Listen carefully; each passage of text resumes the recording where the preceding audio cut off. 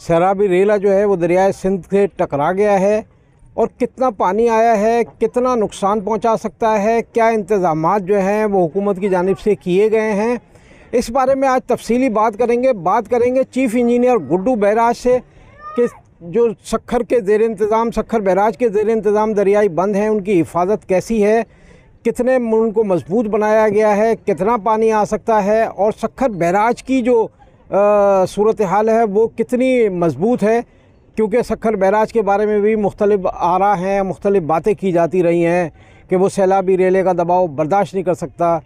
तो इस हवाले से चीफ़ इंजीनियर गुड्डू बैराज से बात करेंगे, जबकि कच्चे में कितने लोग फंसे हुए हैं या कितने लोगों को निकाल कर महफूज मकामात तक पहुँचाया जाएगा, इस बारे में बात करेंगे ज़िला कौंसल सक्खर के चेयरमैन सैयद कुमैल हैदर शाह से। हम उन लोगों की सूरत हाल भी बताएंगे जिन्हें बंदर वॉल से महफूज मकाम पर मुंतकिल किया गया है, लेकिन अब तक जो है वो ज़िला इंतज़ामिया ने उनकी कोई खैर ख़बर नहीं ली है। उन्हें खाने पीने की अशिया मुयस्सर हैं, उनके साथ क्या सूरत हाल है, ये भी आज बोल जमूर में बताएंगे। तो आइए चलते हैं अपने प्रोग्राम की तरफ। सबसे पहले हम बात करते हैं जो मुतासिर हो सकते हैं इस सैलाब में या मुतासरीन कहलाए जा सकते हैं, उनसे बात करते हैं। आइए।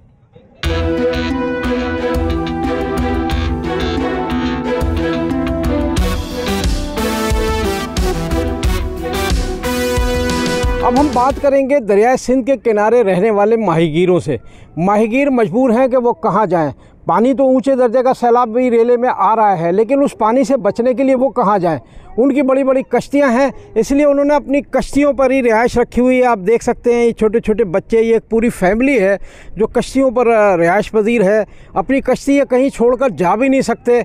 तो इनसे बात कर लेते हैं। आप बताइए, आप कश्तियों पर रिहाइश आपने रखी हुई है, कोई परेशानी कितनी है? परेशानी बहुत है, माने कि ये हम इधर इसलिए रहते हैं क्योंकि हमारा सब कुछ यही है।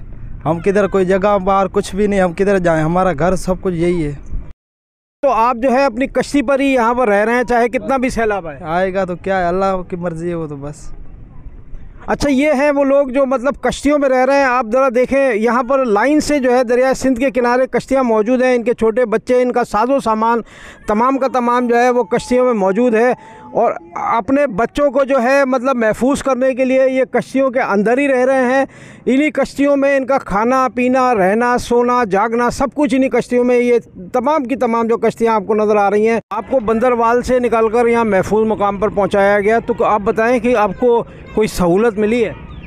जो मिला होगा उन को, जो भी मिला होगा, हमारी इमदाद किसी ने हमारे पास नहीं पहुँचाई। बाबा जी, आप खाना बना रहे थे, खाना कहीं से आ नहीं रहा है, रोटी पानी वगैरह? कोई चीज़ नहीं मिल रही है, बच्चे मांग के आते हैं, वही हम बैठ के पका रहे हैं। अम्मा जी, आप जो है बंदरवाल में दरिया के किनारे रहते थे, अभी आपको जो इंतज़ामिया ने बाहर यहाँ बिठा दिया है लाकर, कुछ इंतज़ामिया ने आपका कोई ख्याल रखा है? कोई खाना पीना, कोई सिक्योरिटी, कोई बिजली, कोई चीज़? बच्चियां जवान है, रोड पे लेके बैठे हैं, रात को नींद नहीं आती है। हमने ये सूरत हाल दिखाई है।